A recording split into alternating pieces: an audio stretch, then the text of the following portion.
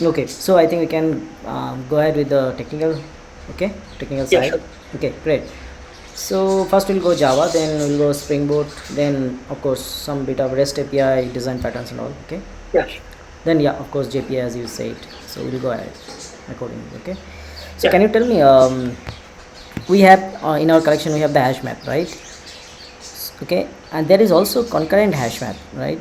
So what is the benefit we get out of hash map from this concurrent hash map? What is the extra benefit we get? Like we can understand for this requirement, we can give some requirement example that we are using where we should use concurrent hash map maybe. Where we use the concurrent hash map. Yeah.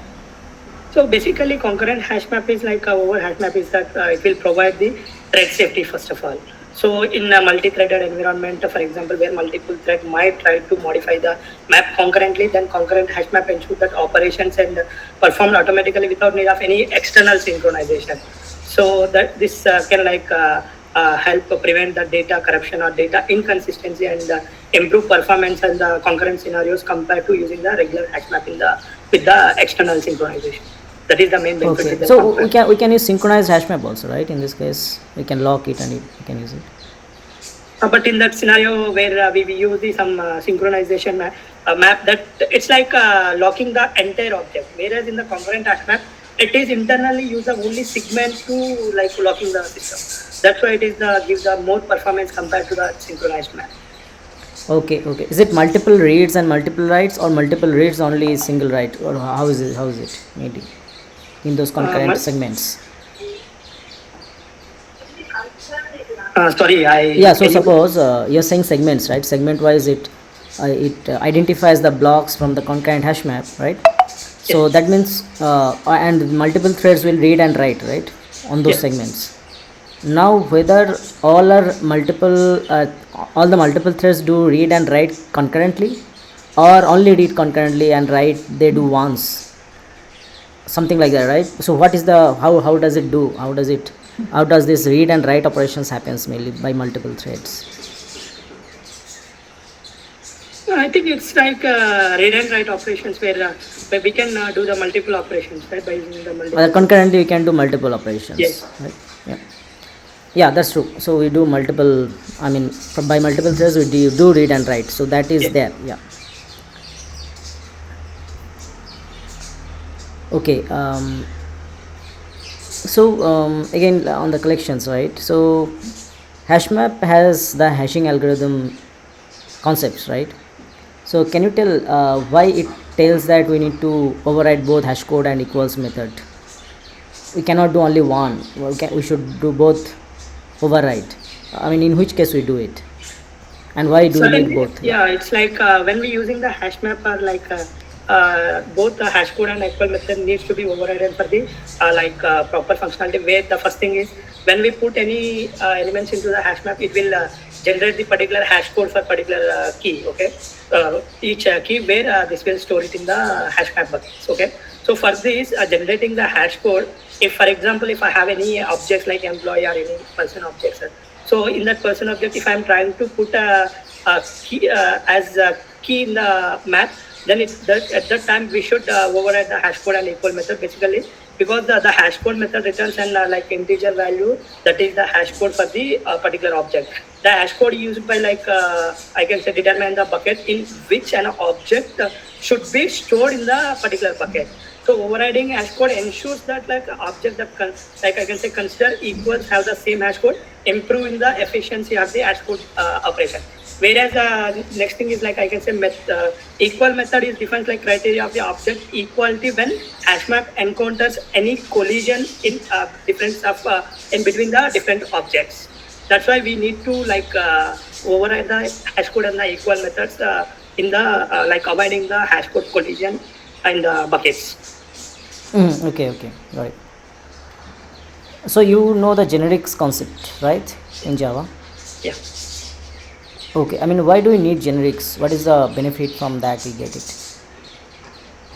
So basically, generics is for example, it's like first thing I can say we will get the type safety. Generics allows us to specify the type of the object that the class or method can work with, right? This is ensure that compile time type checking. So that is the one good advantages with the generics. The other one is code reusability, where generics enables once we write the code with the different data types. So without any specifying the data type, that means it's promote the code as the reusability. Yeah, that is the main type safety for the generics. Okay, yeah, got it. So streaming API, right, in Java? Yeah. So we know Lambda has been introduced also, right, in Java 8. Yes. So what is the benefit from Lambda expressions we get it? So Lambda expressions is one is I can say readability of the code will be very easy, because it's improve the readability when we introducing the allowing the expression to the function mode directly without any writing the code. For example, if I want to do the some iteration in the for each loop, any list of objects, so we can directly write dot for each of something and open arrow brackets. So this will reduce the code, and it will improve the readability of the program. That is the one benefit. The another one is functional programming language, Lambda expressions support a more functional programming style in the whatever the Java programs we do. And I think one more advantage I can say inline code. Lambda expressions allow us to define the functionality right where it's needed, with the other rest of code. And one more, the best option we can say by using the enablement of Stream APIs, where we want to do some commonly operations, Lambda collections, filtering or any collecting, converting from the list to map, where it's very easy to use in the Streams API. Okay, yeah.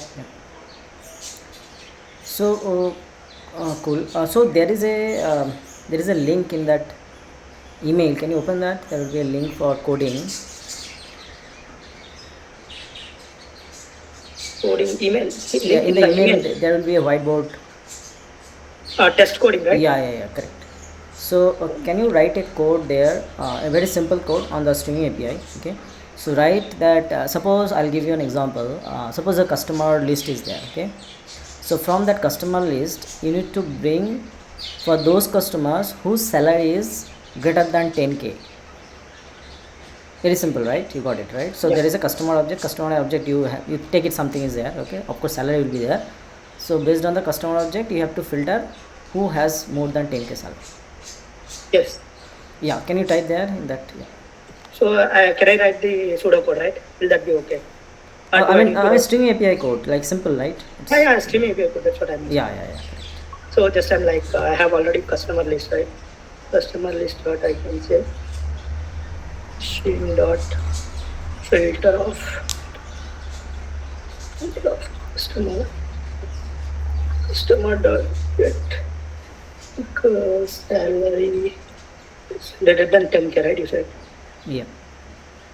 Dot collect of, so collect of, can write collectors dot list. Yeah, this will give a list of customers where they have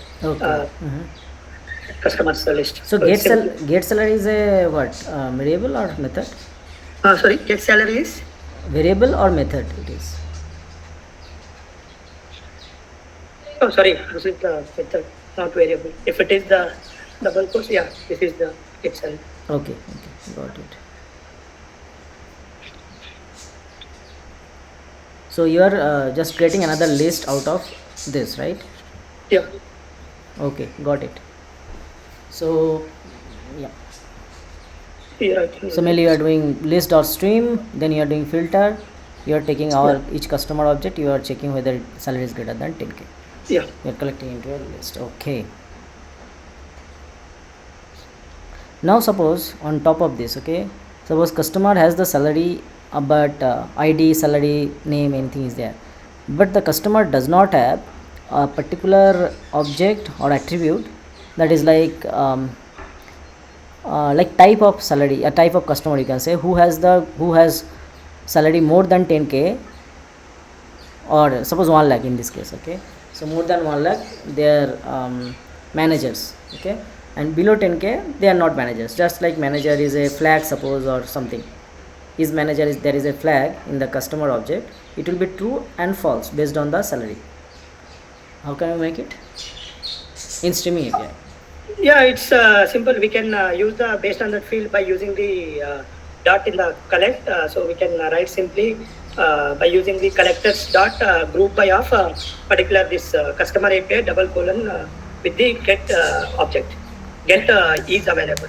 No, I mean there is no object in customer. I mean, sorry, not object. There is no attribute in. Is it still breaking? Hello, is it still breaking? Yes. It is breaking. Okay, just 1 second. Not sure why.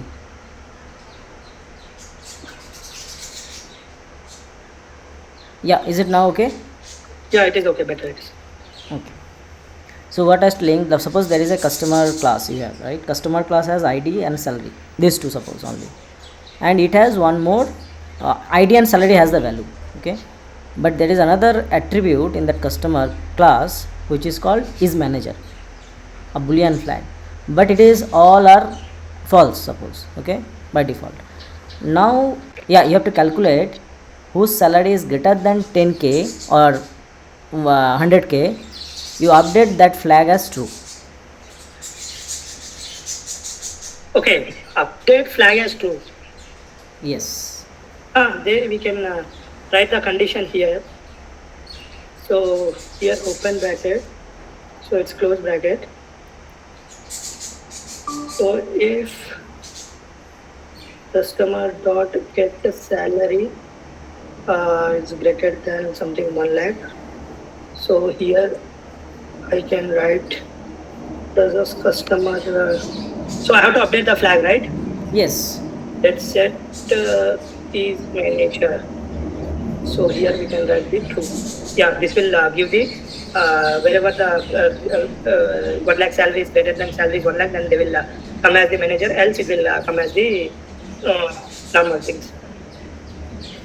Okay. Okay. Can you tell me, different exception classes, right? Like SQL exception. What is it checked or unchecked exception? SQL exception is like it's a checked exception only. It's it's like a checked exception where exceptions are the like compiler forces us to handle the explicitly by either catching them in the try catch block. Okay. And what about array index out of bounds exception? Is it checked or unchecked? Array index out bounds is a unchecked exception, but because it's coming at the time of the I can say runtime. Okay. Got it. So serialization, right? Yes. Okay. So in serialization, what is the use of serial version UID?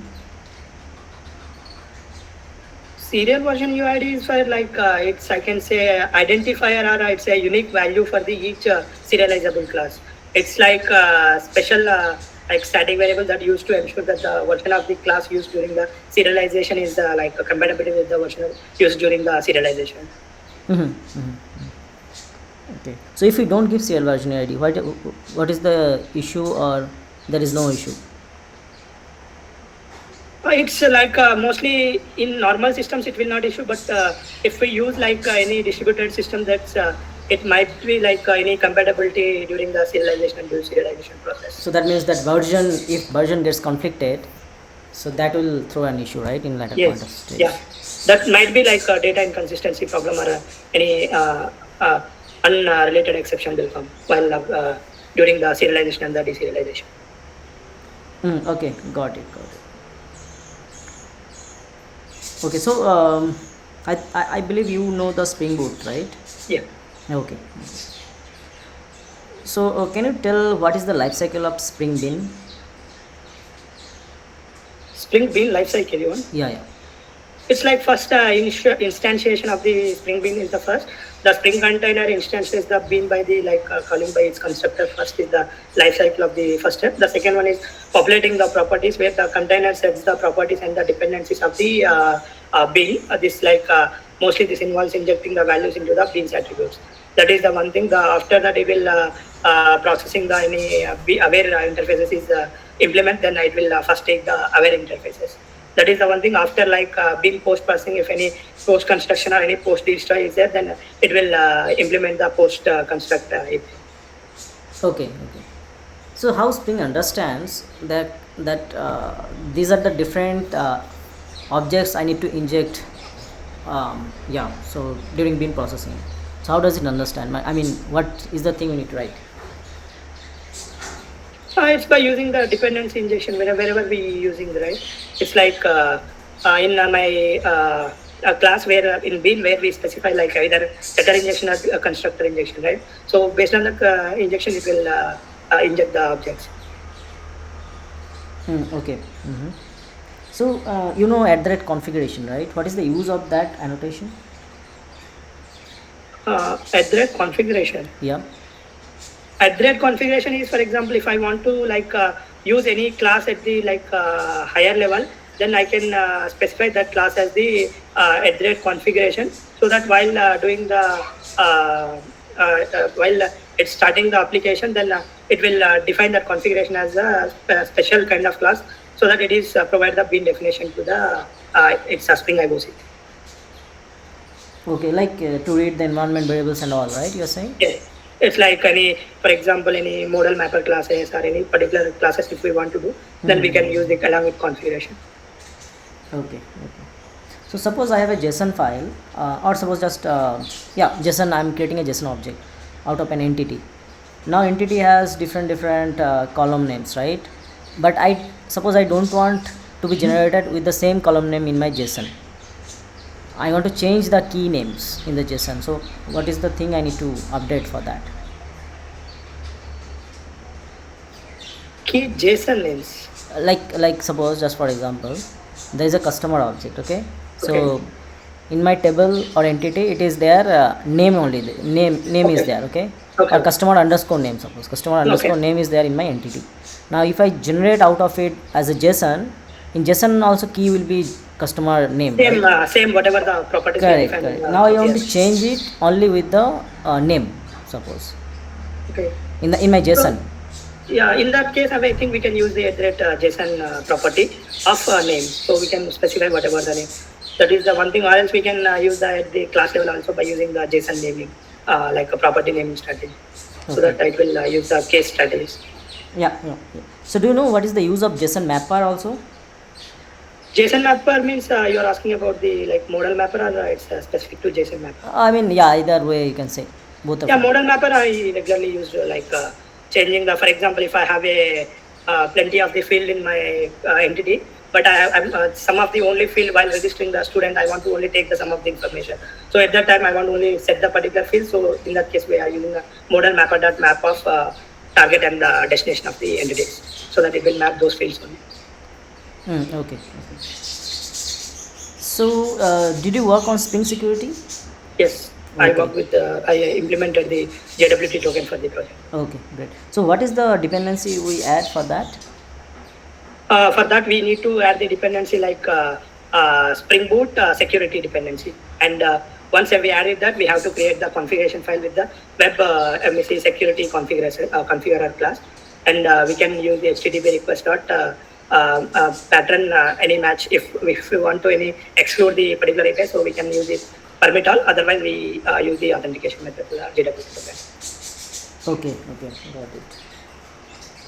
So suppose I have a dependency, right? So in my dependency, so I'm using, just for example, I'm using Maven. Okay, so I have dependencies, and in my during the runtime, I'm getting some conflict because multiple jars are getting created or are getting, like in my dependency tree, right? I can see same kind of jars are coming from different places, different third-party libraries. Okay, so how can we exclude it? Like from only I can get from one single place.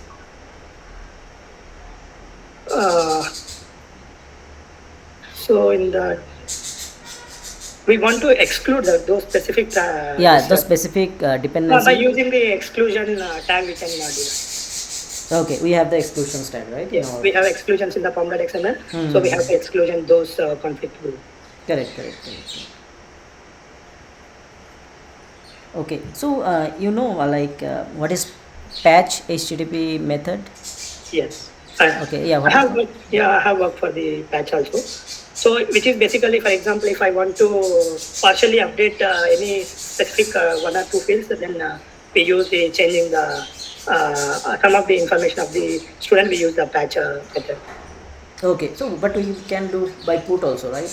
Then what is the benefit we are getting? Uh, So, for example, yeah, by put we want to like take the ID and we have to get the objects and everything, right? But whereas in the patch method, only the particular resource wherever we want to update the particular field only. So that is the difference, right? Yeah, correct. So patch only requires the particular field. Particular field, yeah. Yeah, but for port we need the whole object. Whole object, yeah. Yeah. That is the So it travel is time. Is mainly like bandwidth, you can say, or performance. yeah, performance mostly Right. like transferring the data from the UI to back. Yeah, correct.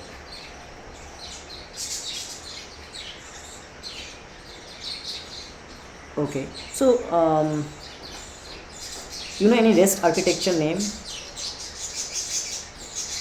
Sorry, You know Hate OS? I'm sorry, I didn't get that.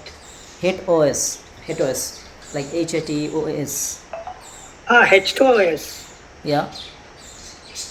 It's like a Spring Boot you're asking, right? In the Spring Boot. Which Hello? one you are saying?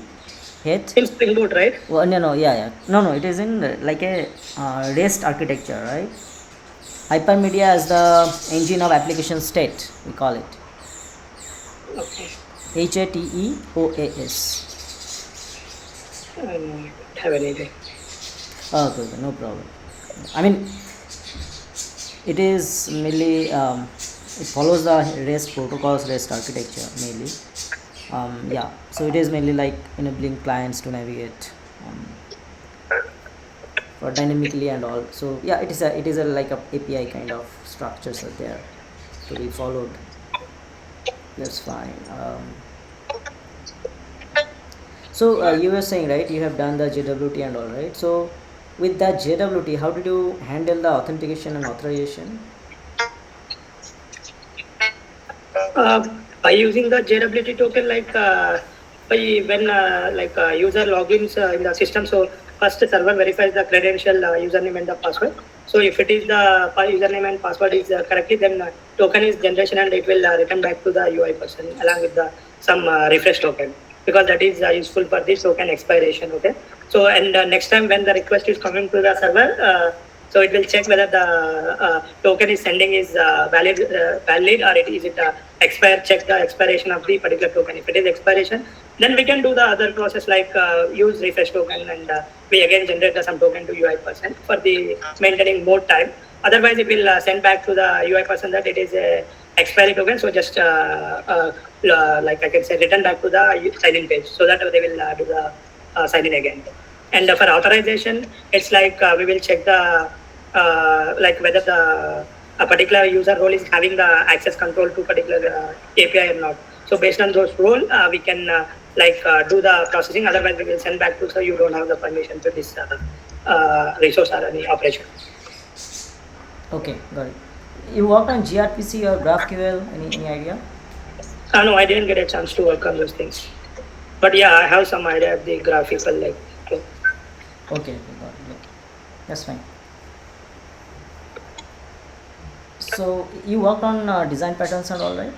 Yeah. Okay, great. So I mean, of course, you know the singleton design. I mean, normal design patterns, you know, right? Yeah. Like singleton, factory, and all. So can you talk about observer design pattern? Any real-time example, or in your project, any example you can give if you have used? Sorry, actually the noise is there a lot. No, Noises. I mean observer design pattern. Observer design pattern. Yeah. So observer design pattern is like, for example, if we want to send the any particular notifications or any to the multiple this in multiple components, and we can use the behavior like observable pattern. Okay, in your project you have used anytime? Maybe I used, but we didn't exactly get where we use that. Yeah, I mean, but the example is okay. I was thinking whether you have done any hands-on on that. And the observer pattern, I think, So what are the design patterns you did in your project? like a single done and the factory, abstract factory. Okay. Any microservice design patterns you have worked on? Yeah, there's a lot of like Sega pattern and like circuit breaker pattern in the last project we used that. Okay, so can you talk about some bit of it on Saga pattern? What is Saga pattern, and what is it? Why it is useful? So it's like Sega pattern is using for the like for example, if I'm giving you just example real time scenario where I'm for example, if I want to save the some information in service A, and I want to store this whatever the reference key is coming from the service B A, and I want to store it in the service B. Okay, so if anything goes fail in the service B, then I want to delete even from the service A, right? So for whole this entire like what I can say a long living transaction, maintaining the long living transaction, we want to do the some proper transaction management in the microservices. For that, we can use this Sega pattern to implement the transaction management. Okay. What are the other patterns you worked on? Like it's a database per microservices, database Yeah. per This is service. correct. This is correct. So you know what is solid principles? What are the principles under solid? Yes. Okay, can you talk about those five? Yeah, solid principles is like one is the first one is like a single responsibility principle where the class should have only one response always to like should have responsibility only one responsibility at a time or one class. That is the one thing. The other one is like O is for the open close principle, which is like the class should be like always open for the extension but closed for the modification.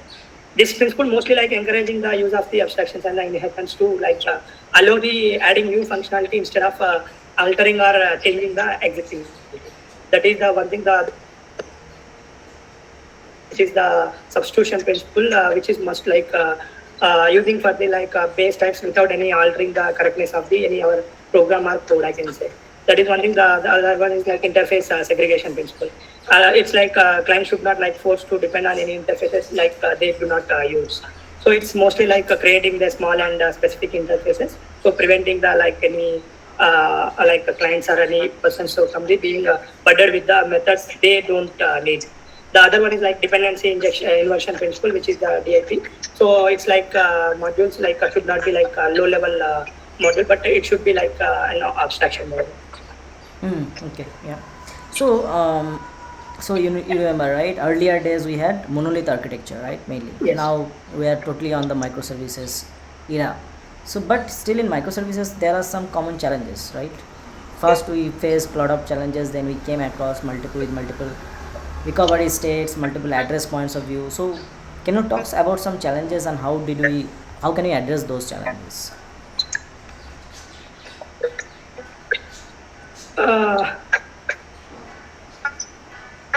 so we can like challenges like see for example first of all it's like service coordination or any communication challenge, right? One microservices to its other microservices communication. It was like now there are lot things has introduced like I can say message Kafka and RabbitMQ to like communicate between the services, right? The other thing like synchronous communication is also available in the like Fijian clients and this one. And the other one like data management and consistent challenge. Microservices like mostly often their own databases leading to like challenges in the maintaining data consistency. That was the challenges. But in the implement strategies like event sorting or CQRS, it's like command query responsibility segregation to like I can say maintain the data consistency and management in the microservices. That is the one thing. The other thing is fault tolerance and resilience. We know that if any microservices is like goes down or if it is failed, then the other microservices get affected. So for this challenge, we can like I can the solution will be like circuit breakers and timeouts and the fallback mechanism we can manage. The other thing is security. Security, if challenge is like if you have a multiple microservices, if you use the using the different authentication bit complex. So that's why they have introduced like a common way, that is the API gateway to address those challenge. Yeah, so this API gateway, what are the different ways we resolve it? Sorry, what was that? And what are the different tools or libraries we use for API gateway?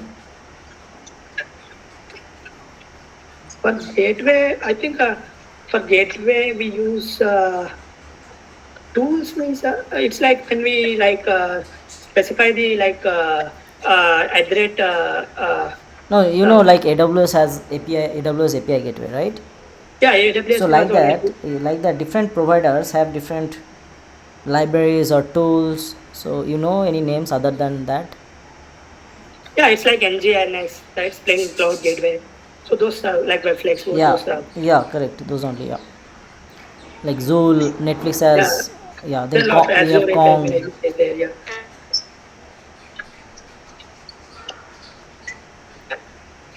So we know, okay. Just for example, I'll give an problem statement here.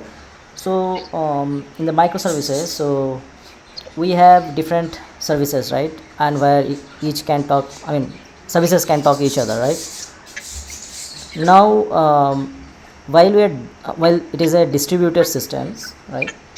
And all can talk mainly through the IP, right? All microservices has that different IP, different ports. Now if I deploy a new service, and it will have its own IP and own port, right? Now how other system will understand by this IP which service I should invoke, or if I change anything in that service again or redeploy again, it might have different IP, right? Then how the other microservices will understand that this is the same service, only the IP has been changed? So how this is managed? So for that, I think whenever we creating any new microservice or any new this one, so we have to register those with the registry, which is the any available services in the IP address and the ports. So registry means you are saying something like where all the service names will be mentioned there. You know any tools or any Netflix, Eureka, Console. Eureka, like it's called service discovery mainly, right? These are all. Yeah. Okay, so you know Docker, Kubernetes and all? Yeah, I know those things. I don't have much experience, but yeah, I know the concepts. But I mean, just for a very basic question on this, so what are the different commands you use for Docker and Kubernetes? For Docker, I think I can say it's like Docker run, Docker build, and Docker image. Okay, and for Kubernetes? Kubernetes, I never worked on those Kubernetes. Okay, so where are you deploying your current package or current project? See, current thing is it's a startup organization where I work. So those was only working with the I can say virtual machines. So we are deploying the things from the WinSCP. Okay. So you are using a virtual machine or compute instance only? Yes, currently we are doing. Okay, you are not using any Kubernetes services or okay. Got it. So you know what is polyglot in microservices point of view? What is? Polyglot. Okay, I'll give you an example. Okay, so suppose in my project I have different requirements. Okay, so I'll tell you a problem statement, you tell me the solution. Okay, for that. So in my team or in my project I can have maximum 20 people. Okay, now they are working into two teams, suppose. Okay, 10. Okay, now one more project should be there, one more team should be made for that project. Okay, and for that I don't have any other people. Okay, but that particular knowledge is there from that 20 team members, from those 20 team members, and there are some bandwidth also. Okay, suppose you are working in Java totally, all 20 people, but they know some of them, they might have experience on Python also. Okay, now the other team should be made based on Python totally. Is it possible to cop up with the microservice design point of view to build it in Python instead of Java? I mean, for that different component, you can say, or different product. Yeah, we can do those things also, because especially like when we working with multiple teams and the skill sets, so we can do like first we need to identify the microservice boundaries. So where like the first of all the overall system requirement into simple breakdown the microservices, where identify where the Java and the Python microservices can create independently without the tight coupling. Right? So the, after that I can say like we can use a common language for the communication. Like for example, is when something is coming from the Python, that should be like JSON, so that it will easily to identify and communicate with the microservices in the Java and Spring Boot code. Yeah. So yeah, so that's correct. So I think we did not talk about JPA, right, yet? Yeah. Okay, we'll go a little on JPA. So can you tell what is the difference between JPA and Hibernate? Sorry, the difference between JPA. Spring JPA and Hibernate. Yeah. So it's like I can say in Hibernate, the Hibernate and the Spring JPA differentiation is like is Hibernate is like mostly like work with the object, where we can like use the ORM framework. I can say Hibernate is like it's like maintaining the relations with the object and the database, and the configuration is different, and we need to use the like some configurations. And whereas features like HQL criteria and native query it is supporting. Whereas Spring Data JPA is like it's a data access layer in the specific to the Spring. So it's a part of the like I can say Spring project itself. And the other thing is like by using the Spring JPA in the Spring Boot recently, so we can directly use the columns like find by column this and this. So we can do those things directly, and we can like use the declarative transaction management in the Spring Data JPA. Okay. But if we talk about only JPA, right? So JPA, for JPA, we can use any kind of underlying implementation of JPA, right? Yes. But for Hibernate, can you use any other libraries we can include along with Hibernate? Any idea?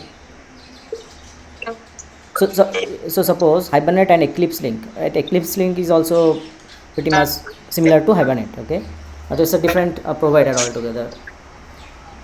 So yeah, even we can do that, right? Because in Hibernate, so we can even have some like Hibernate validators in the like events and available in Hibernate. So we can use the plugins for that.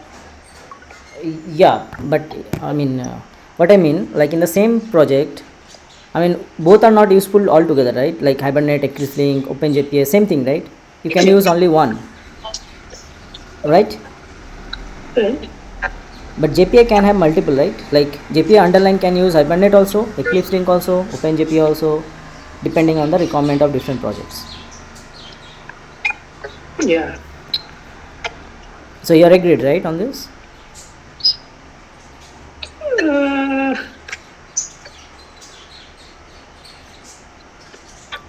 So JPA is a specification, right? And yeah, it's a specification only for the standard like interface and the program for the object relation management only. yeah. And but Hibernate is a kind of implementation. yeah, it's a kind of implementation with the specific features in the like APIs. Yeah. So suppose there are few entity objects, okay? Now I want to load those objects based on lazy loading or eager loading. So where I should mention that, and how can we do it? Any example you can give? So by for example, if it is the like one to many or many to one, so we can use the fetch type is fetch type dot lazy in the object. Okay, so from one object to another object, right? If there yes. is a relation in that case. Yeah, saying, it's right? if it is the relation one to many, so in the parent we can specify the like fetch dot type is lazy. Correct. Yeah. So what is JPQL? JPQL. Yep. It's like JPA any query. So it's Java persistence query language. Query language. Okay, I never used that actually. Okay, no problem.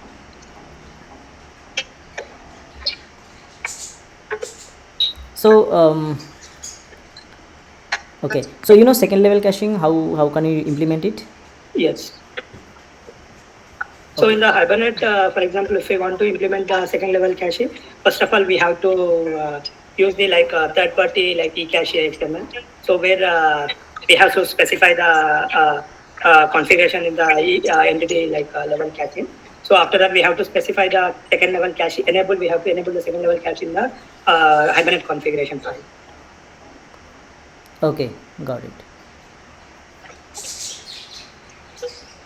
So anytime did you work on soap based or only REST based you have worked on in your In the career? last, I think 6 years back, one of the project I worked for the some of the part in the soap.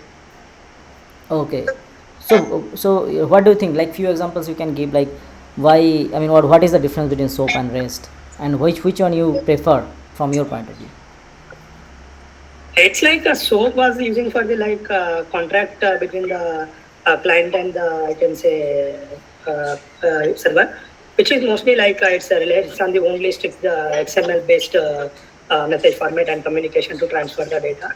That is the one thing, and whenever we want to do the some agreement, we have to use that digital file to contract between the two things. So whereas in REST, it's like I can say REST style for the any different formats like JSON and XML or HTML. So we can do the any data formats in the REST. So it's based on the requirement, we can choose the REST. But most of the time, nowadays everybody is in the REST for the creating the application. Yep. Okay, so you write SQL queries and all, right? Yes. So anything on functions, triggers also you wrote, or procedures? Yeah, I have write the functions in the project and triggers. I never tried, but yeah, triggers I know the concept, but I never get a chance to write those. But functions, yes, I have done for myself in the previous project. Okay. So what is the use of function to write? When do you need to write functions? So functions is basically, for example, if I want to do the some instead of putting it in the native SQL code in the code, so we can write this separately in the function, and we call the function that. So every time when we call the function, so it will it will not if it is the parameters will got not changed or any data not changed, it will give the and it will improve the performance of the application. Whereas if, for example, if I want to change any output in the format, so we can easily add those parameters into the function. Okay. And what is the use of procedures? And you can tell, same time you can tell what is the difference between procedures and functions. So in the difference between procedure and function. So procedures is I can say which is using for the same thing which it will not return anything, whereas the function will return the data when we want to do the SQL queries. Which one will return, you told? Stored procedure will return the type. Okay. Sorry, no. Stored procedure will not return the type, whereas function will return. Okay. Procedure will not return, you said, right? No, stored procedure will return the value, whereas function return the value. Okay. So return the value means based on the output, right? Output Yes. parameters. It's based on the return types. Yeah. Okay. Got it.